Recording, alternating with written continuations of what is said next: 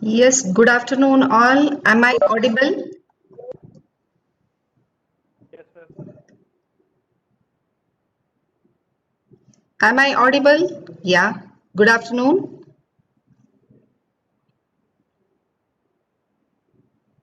Yes, ma'am, you're audible. Okay. Um, so today we will be going ahead with one more application of Stack, which is called as recursion. Okay. I have asked this question to you in the previous class also. Have you come across recursion any time?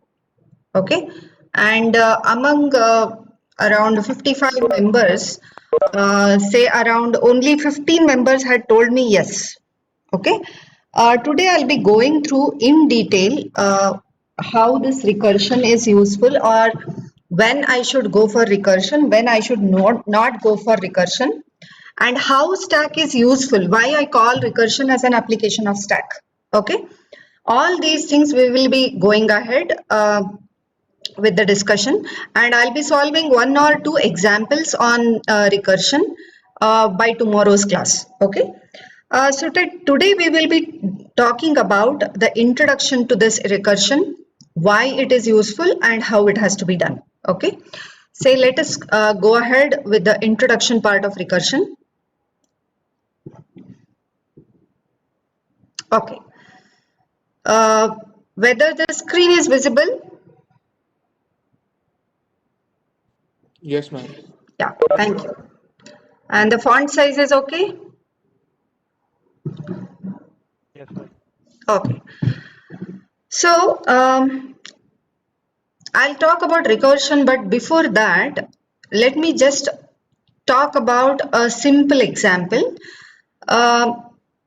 Here, I have, see, whatever diagram that I have shown here, that talks about an assumption that we have. Okay.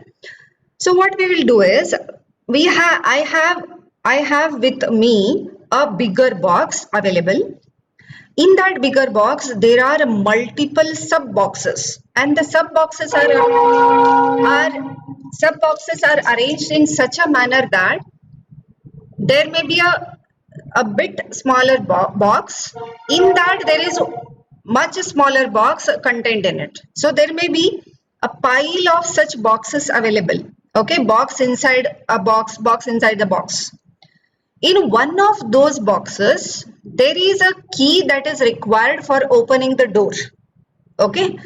So in this way, if I want to go for, I can either go for what is called as iterative approach, or I can go for what is called as recursive approach.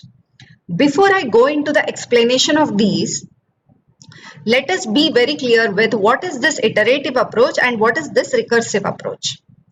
When I talk about simple looping structures,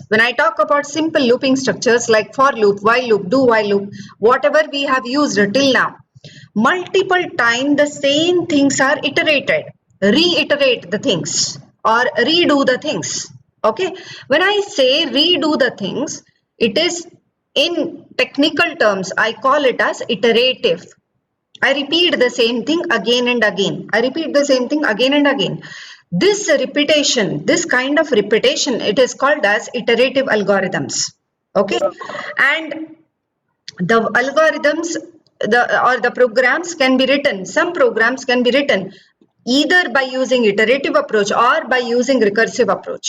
What is this recursive approach? We will talk about later. Now, when I write for, say I equal to 1, I less than n, I plus plus. Okay. Sorry for the kind of writing that I have done, but if my intentions are clear, then you can understand it very easily. Okay. So if I write I equal to 1, I less than uh, n, I plus plus, and n is the value that I will be reading. So n number of times the things that are written inside the for loop are repeated iteratively. So this is called as iterative approach. When I know that how many times the following things are getting executed. For example, if n gets replaced with 10, n gets replaced with 10, how many times the code inside for loop will be executed? Can you quickly comment? If I have n value as 10, okay, how many times the content of the for loop will be executed? It is 9 times because I less than 10 is there. If n is 5, the number of times the things are executed are 4. If n is 11, the number of times the things executed are 10. So I know that there is a prefixing. Priorly only I am knowing how many times the following code will be executed. Okay, how many times the following code will be executed, that is known to me. This is called as iterative approach, where I know that how many times the execution of the following code will be done. This is called as iterative approach. There is something which talk about I don't know the dead end, and the dead end, when I reach the dead end is known, but I don't know when I will reach. In this case I know that when it will be reached. I know when it will be reached, but there are cases where I don't know when that dead end is reached. I don't know how many time, after how many times the iteration, after how many time iteration of the following code, after how many times I will reach the dead end, that is unknown. Such kind of things are called as what is called as recursive approach. That dead end, whatever I speak about, I call it as base condition. I call it as base condition. The base condition talks about when I have to revert back. It is something like this. Say, what I will do, I will take the same box example. You just imagine that there is a bigger box. Inside that, a bit smaller box is there. Inside that, a bit smaller box, there are 4 such smaller boxes. And when I reach the smallest box, I'll come to know that the key is not available. The key is not available. So what I just have to do? I just will go back and tell the main box, okay, do you have any other a bit smaller boxes like this? If yes, I will go and search for that bit smaller box and go on searching the smaller. I do not know that in which smaller box the key is available. So the dead end, how many times I have to repeat this, that is not known. If suppose along with this there is an extra condition, look, the time when you find a blue box, the time when you find a blue smaller box, you will get the key. This is called as the condition that is known. This is called as the condition that is known. Or I would tell like this. There is a blue box available inside a bigger box on which is available on the left top corner of the bigger box. I'll repeat. When somebody tells there is a blue box available inside a bigger box available on the left top side of the largest box. So it means what? How many times I have to iterate, it is known. What I will do? I will just open the largest box. Get the left top corner bigger box. Open that. Inside that one more box is there. I will open that also. Then I'll get the blue box. So I know that there are only 4 times I am iterating the things. I am iterating the things for only 4 times. So in this case, when I know that these many times only I have to go through this, that kind of approach is called as iterative approach. Even iterative approaches have something called as sentinel loops. About this, I've spoken about, guys. When I took looping structures, I've spoken about iterative and sentinel loop. In the sentinel loop, there is a specification, there is a bit of modification in the sentinel loop when I take with normal for loops. Normal for loop or normal while loop, they have predefined test condition. And by seeing that test condition, I will get to know that exactly these many number of times it will be executed. But sentinel loop, it depends upon the value that is entering in. The initial value that with which I enter the loop, that decides the number of iterations. So that is also iterative algorithm, because once the initial value is known, I will be knowing how many times it will be executed. But unlike this kind of examples, I have a special case where I talk about I don't know at all how many times it will be executed. But I only know that I have a blue box in that largest box. Until and unless I find it, I have to go on digging. This is called as recursive approach. This is called as recursive approach. Guys, the kind of examples that I have spoken about, whether that is clear or do I need to repeat it? Please let me know. Please let me know.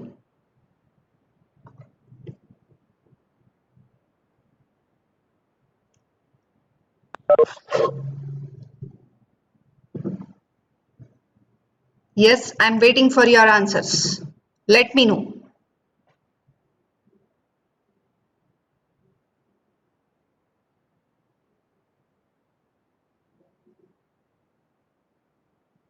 Okay, repeat. Um,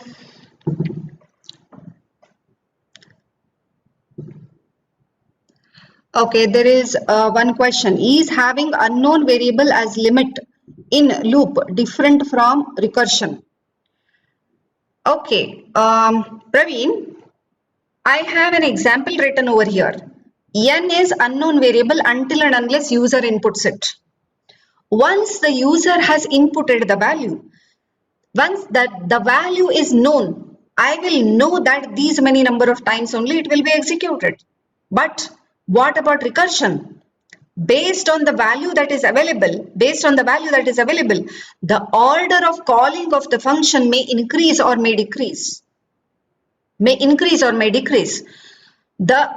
The iterative approach can be rewritten as recursive approach, and many of the recursive approaches can be rewritten as iterative approach. But iteration talks about being at one point in time or being in one place, I will search for everything. Being in one place, I will search for everything. In recursion, what I will do? I will search here. I will search for the blue box here. It is not available. I'll move myself to that end. I'll move myself to that end and search for the blue box there. If that end it is not available, I will come back to the north end and I will try checking there. So there is a trial and error until I get that base condition. Trial and error. Iterative approach tells you go in this direction, you will get it. You will get it. Okay. Then you may ask me a question. When iteration is so simple, why do I need to think about another approach? Many a times, it becomes so convenient for me to work on the smaller chunks rather than working on the largest chunk. Just now I told you, there is a largest box. That largest box contains smaller, and the smallest box available, one inside the other. It is pile up of the boxes.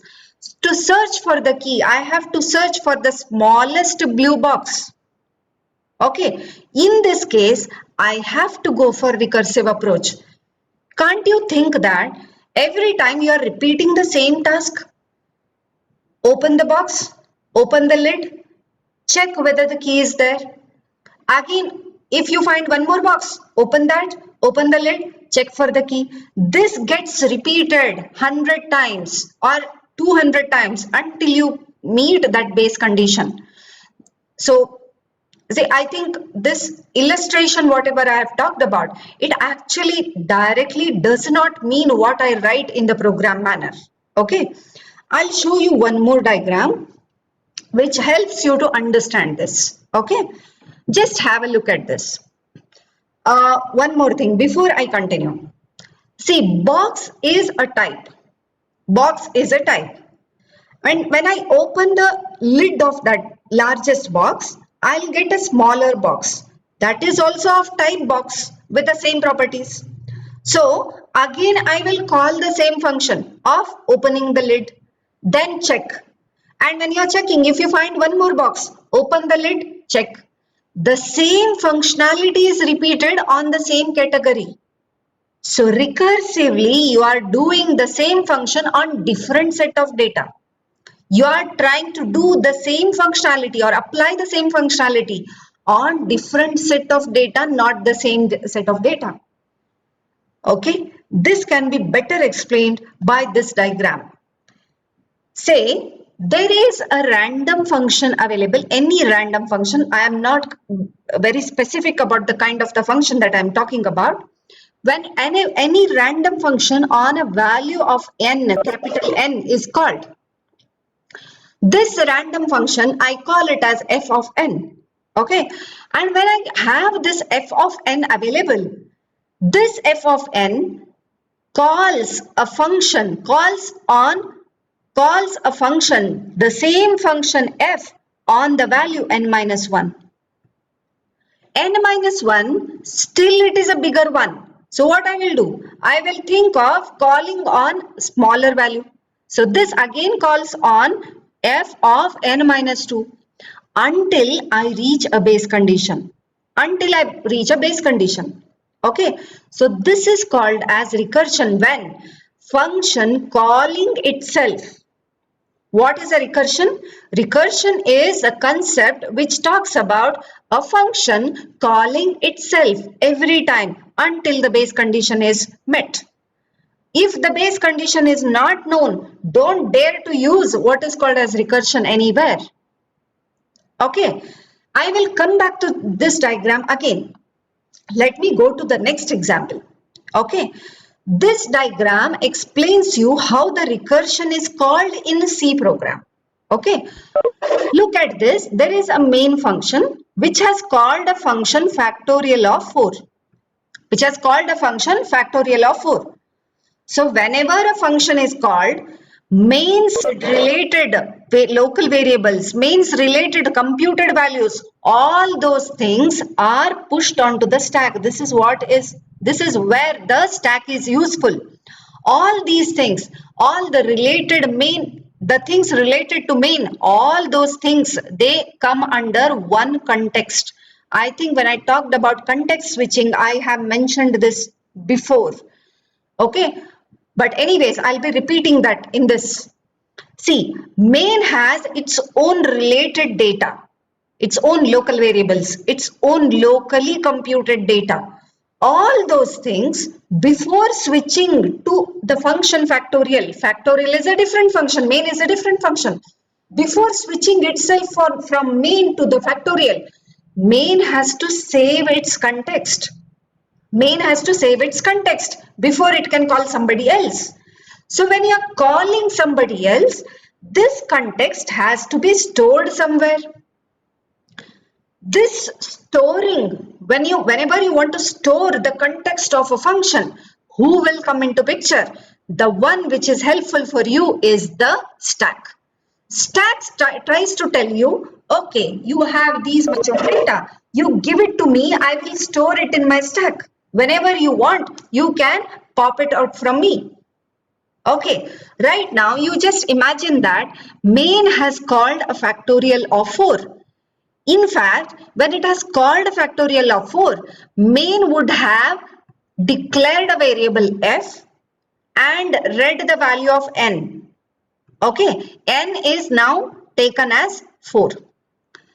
And f is the result. So how this main would have called? It would have called like this. F equal to factorial of n. What is n? N is replaced by 4. F is equal to factorial of n. So the value of f is right now unknown, but f has a memory location. F has a memory location. N has a value 4. This value 4 is stored in a memory location. So these two have to be restored somewhere before coming back from factorial or factorial function 4. So this storing is done on stack. Okay, now you just assume that this is a stack. I have drawn a stack growing from bottom to up. Okay, you can either draw like this or you can draw like this. Doesn't matter. Okay, now I have drawn a stack like this. Now what happens? The value of f which is unknown right now, and the value contained in n has to be pushed onto the stack before going into factorial of 4 because it's a different context. So the context of main gets pushed onto the stack. Okay, so let me draw it like this. In the stack, now the top of the stack contains mains context. Mains context. Now, factorial of 4 is called. What this factorial of 4 does? What it thinks is, oh, for factorial of 4 you have called, I need to compute so much. What I will do? I will simply pass on my headache to my subfunction. What is that subfunction? Factorial of 3, which is lesser than 4. So it simply calls factorial on 3. So the value 4, which is related to factorial of 4, so that gets pushed onto the stack. This is the context of the first time factorial function called. Then factorial of 4 calls in turn factorial, the same function, on the different value, that is n minus 1. Factorial of 3. When this factorial function has to stop, what is the dead end? What is the dead end of calling this again and again? The dead end of factorial function is 0.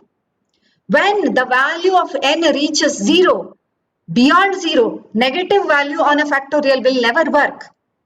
Factorial works on a positive number. So what is a dead end? 0 is a dead end. What is factorial of 0? 1. This is called as a base condition. Until I reach the base condition, I just go on calling, go on calling, go on calling. Okay. Now what happens?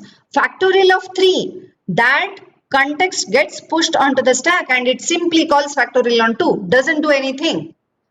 Then factorial of 2, is it equal to 0? No. So again 2's context gets pushed onto the stack. It calls again factorial of 1. Factorial of 1, is it 0? Not yet. So what it does? 1 again, 1's context gets pushed onto the stack. Now again n minus 1. Factorial of 0 is a 1. Okay. So factorial of 0 when it comes, there is a base condition. If n is equal to 0, return 1.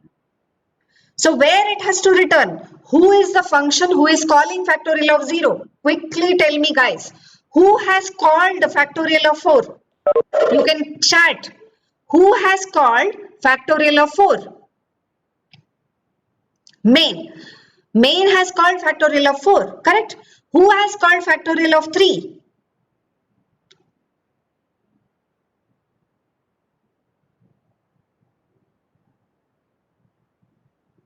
Correct. Fact of 4. Who has called factorial of 2? Factorial 3. Okay. So there is a parent, there is a child. Who is the parent of factorial of 0?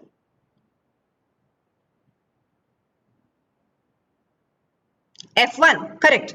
So F0 has to return 1 to where? It has to return 1 to its parent. Who is its parent? Fact 1. So 1 gets returned to fact 1. And when it has received that 1, what it does? Right now, 1 is available, 1 is the answer of factorial of 0. Correct? So that is returned to this. Now, currently, factorial of 1 gets popped. It gets popped. And it tells that, look, I have the answer for factorial of 0 and I have the value of n as 1. So what I will do? My value, that is 1, into the value that is returned into 1 equal to 1. This is the result of factorial 1. This is the result of factorial 1. So it has received 1 from the factorial of 0. Using the answer returned, it takes the answer returned by factorial of 0 and multiplies that answer with current value of n. What is the current value of n? 1. So 1 into 1 is equal to 1. This 1 gets returned to its parent. Its parent is factorial of 2. So what is the value of n in factorial of 2? It is 2. What is the answer returned by factorial of 1? It is 1.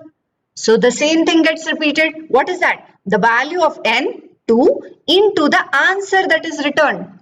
2 into 1 is 2. The answer right now for factorial 2 is 2. Who is its parent? Factorial of 3. Its parent receives this value. Factorial of 3 now has a value 2 returned by factorial of 2, and it has its own n value. What is the n value? 3. Multiplies the n value with the value returned. 3 into 2, 6. Before doing this, all these will be popped out of the stack. Then 3 into 2 is 6. 6 gets returned to its parent. Who is its parent? Factorial of 4. Then at this point, factorial of 4 has a value n, that is 4. Before that, it gets popped from the stack. 4 into the value returned, that is 6, equal to 24. This 24 gets returned to main. So now at this point, main gets popped from the stack. Main has value n. What is the value of n? 4. And it has a restoring variable f, which is empty, but now it receives a value. What is the value that is received? 24. F receives 24 and that gets printed. This is how stack is useful in recursion. When you want to call a function again and again on a smaller value or on a growing value, that is called as recursion. Either the value is growing or the value is shrinking, but there should be a dead end. That dead end, once it is reached, that dead end is called as base condition. In many of the cases, recursion can be replaced with iteration. Okay, why this recursion is not preferred every time, but sometimes it is inevitable. Sometimes it is inevitable. When I go ahead with what is called as tree structures, I think that is the last topic of your syllabus. When I go ahead with tree data structures, then you will get to know that trees, when you are searching for a number in a tree, the recursion is inevitable many a times. Only when it is inevitable, you can go ahead with recursion. Otherwise, you better go for what is called as iteration. Why? What may be the reason? Can anybody answer to this question? Why recursion is not preferred every time? Can anybody answer to this question?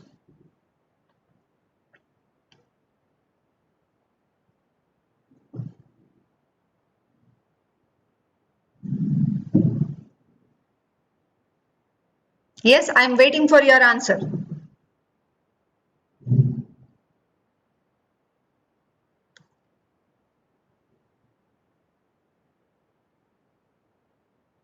If don't know, okay, Ananya has commented it might be a long process. See, if it is time consuming only, see, they correct. Varsha has commented it might enter infinite loop if base condition is not proper. That's right. Good thinking. Any other reason?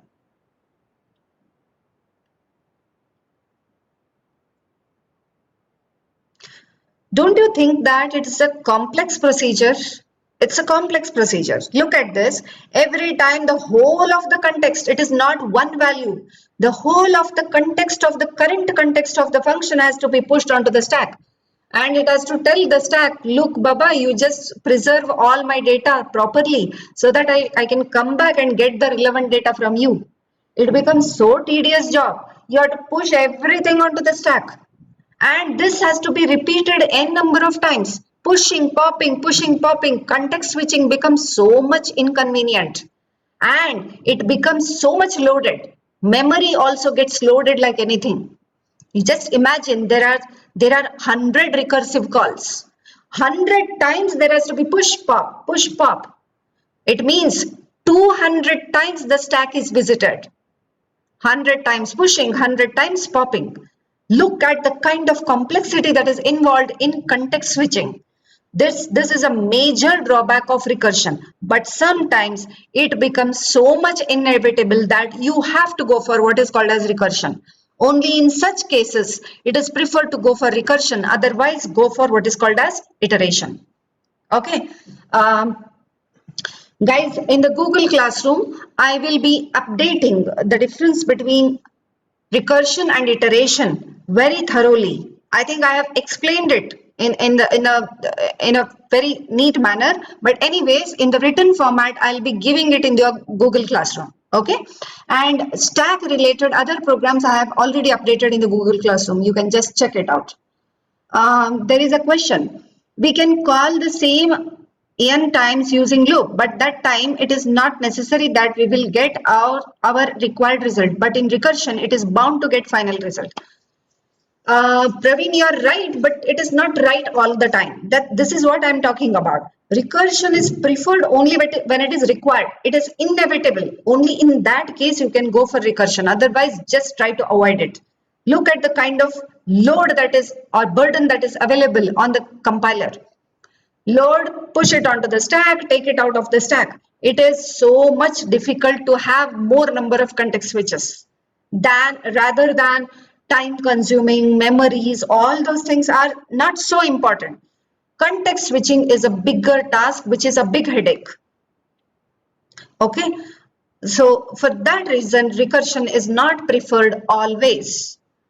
I hope I'm clear with the kind of explanation that I have done.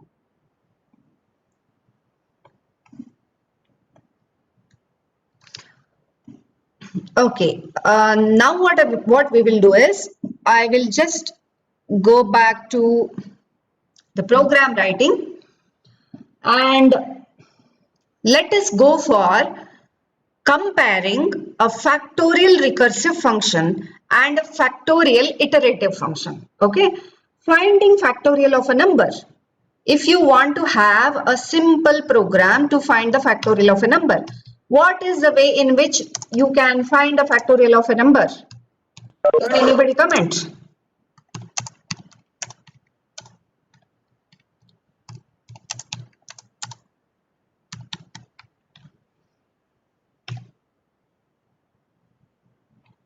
Yes, can anybody comment?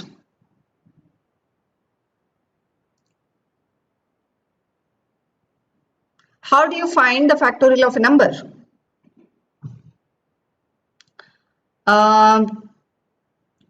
C program to find the factorial of a number using iteration. Okay, normally in simple mathematics, how do you write n factorial? How do you write n factorial? N factorial equal to, I'll write n into n minus 1 into n minus 2, okay, so on up to 1. This is how I write n factorial. Okay, the same manner I can write what is called as iterative approach or recursive approach. Okay, let me write a factorial function which is written using iteration, and let me write a factorial function using what is called as recursion. Okay, shall we go ahead, please? Let me know, guys. Shall we go ahead? Or do you want me to write recursion and then come back to iteration? Let me know, please. Make it fast.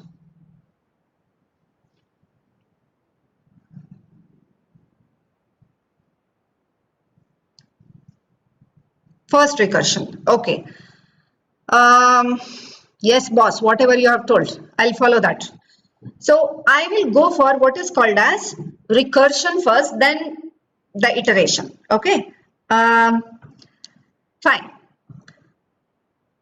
A factorial function, before I write, let me complete my main. Okay. Always you should start writing from main, and then you have to update as and when the functions arrive.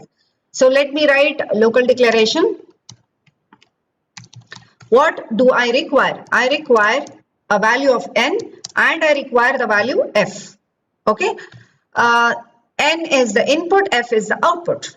Okay. Accordingly, so let me write printf, enter the value of n. positive number. You can explicitly give enter a positive number, and you can give it as unsigned int. Then scanf %d comma ampersand n. Then I have calling of the function f is equal to factorial of n. Nothing else I have done. Then in the f I receive the final answer. That final answer I'll be printing. Printf the fact of %d equal to %d. First %d is n, second %d is f. Okay. Then I'll go back and write the factorial function. Look at this. Factorial function is having a receiving variable, and receiving variable f is of type int. So the return type of the factorial function also has to be int. Int factorial of int num. Then, as explained in the PPT, in that diagram, I have mentioned that whenever factorial of 0 is reached, that factorial of 0 is 1. That is the base condition. So every recursion must have what is called as a base condition. Until and unless that base condition is reached, I will not go, I cannot stop the recursion. Recursion would go. Somebody had commented previously, recursion would enter into, I think Varsha, okay, she had commented that recursion would go into what is called as infinite loop if my base condition is not correct. So first thing before you write any recursive call is, when should I stop this recursion? That is called as base case. So I have to write the base case. And what is the base case for this recursion of the factorial program? Whenever num becomes 0. When num becomes 0, it has to return 1. This is a base condition for the recursive call of factorial. So I will write accordingly. If num that is entered, is it equal to 0? If so, I will return 1. As I have talked, I am writing the same way. If number is 0, then return 1. Otherwise, if not, I have to return every time. Look at this. Look at the PPT that I have shown. Every time factorial of 0 has returned a value. Factorial of 1 also has returned 2. So every function call recursively, every time it has to return to its parent. It has to return to its parent. So there has to be return for everything. Okay. So in the else also return. What is that I need to return? I will just go up and just check out. How do I write this? N factorial, I'll write something like this. N star n minus 1 into n minus 2 into so on. So this I can write something like this in the first condition. If I want to write n factorial, how do I write it? I will write it n into factorial of n minus 1. Can I write it like this? N factorial is equal to n into factorial of n minus 1. Similarly, when I want to write what is n minus 1 factorial, n minus 1 factorial equal to n minus 1 into factorial of n minus 2 into the factorial of n minus 2. This continues until 1. So 1 is again what? 1 into factorial of 0. So I am repeating this task how many times until I reach 0. What is n factorial? I call n factorial as n into factorial of n minus 1. What is n minus 1 factorial? It is equal to n minus 1 into n minus 2 factorial. What is n minus 2 factorial? It is n minus 2 into n minus 3 factorial. This continues until I reach what is called as 1 factorial. What is 1 factorial? 1 factorial is 1 into 0 factorial. So until I reach that state, I have to repeat this. So every time I would be doing something like this. Return num into factorial of num minus 1. It looks so simple, guys. Writing a recursive function, always at max a recursive function will be of 10 to 12 lines, not more than that. But understanding the complexity of that and how it works, that is more challenging. Okay, let me go through the explanation of this. Let me go through the explanation. Guys, you have to pay a lot of attention in understanding this. Okay. Now imagine that num has received a value 4 from the main. What is the value received? 4. Am I audible correctly for you so that I can continue? Guys, please let me know. Yeah. So I have a value 4 stored in num. Who has sent it? Who has sent it? Main. Main has sent it. Look over here. N has been read. I have read the value of n as 4. Then factorial of 4 is passed. So it goes from out of the main and goes into factorial function. Now num has value 4. Enters into base condition. Whether 4 equal to 0? No. Goes into else part. In the else part, don't think about return. What is there? Num into, always BODMAS rule. Brackets play a very important role. Inside bracket, what is there? Num. Num is what? 4. 4 into factorial of 4 minus 1. What is this factorial of 4 minus 1? Factorial of 4 minus 1. Again, brackets play a very important role. 4 minus 1 is 3. Factorial of 3. Now what has happened? 4 into has remained there only. And there is a call for another function. Who is that another function? Factorial itself. But with what value? With a different value. You just have to imagine it like this. There is a copy of, sorry, I will just go back to this.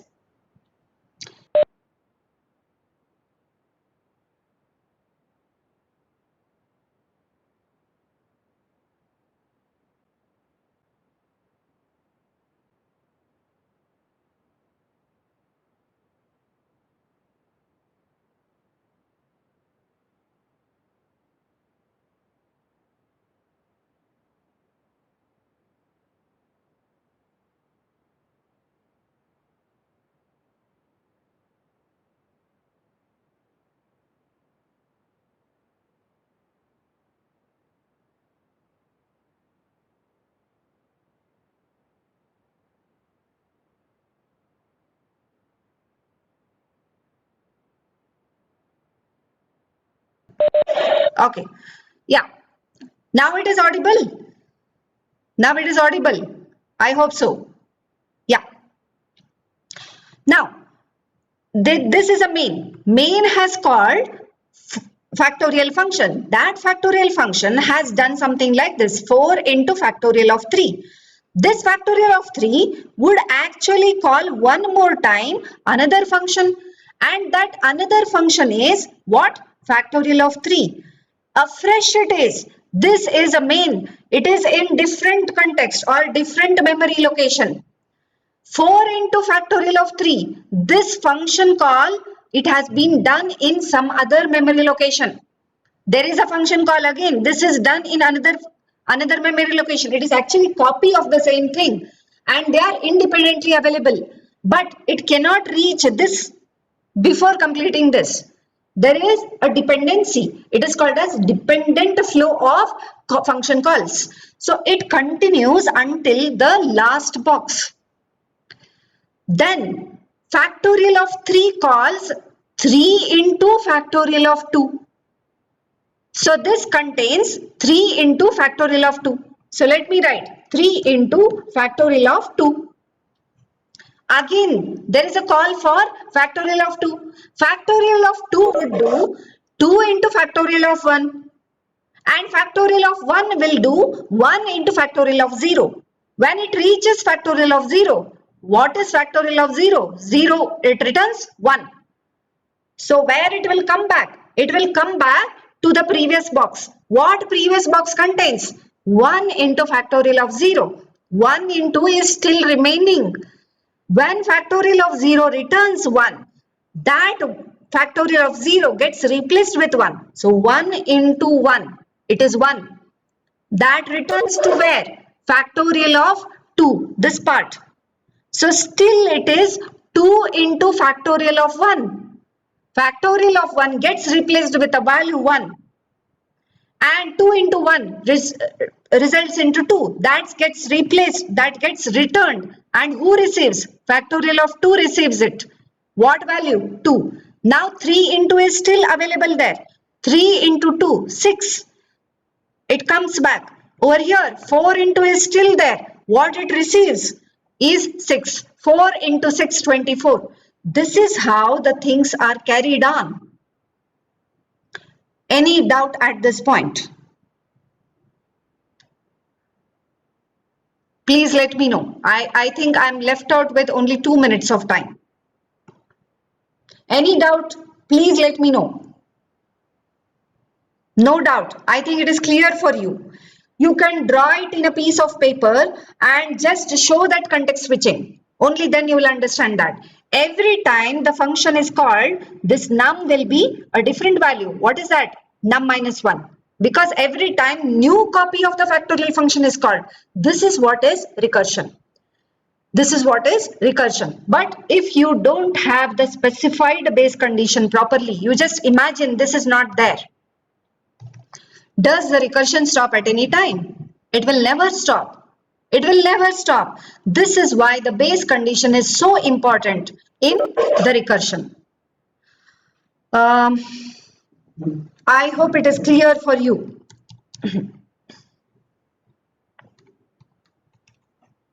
If so, I have to stop at this point and I will continue this example tomorrow. Will that be okay? Will that be okay? I'll take one more example on recursion and then I will stop tomorrow. Okay? Yes. Thank you all. If you have any doubts, you can ask me.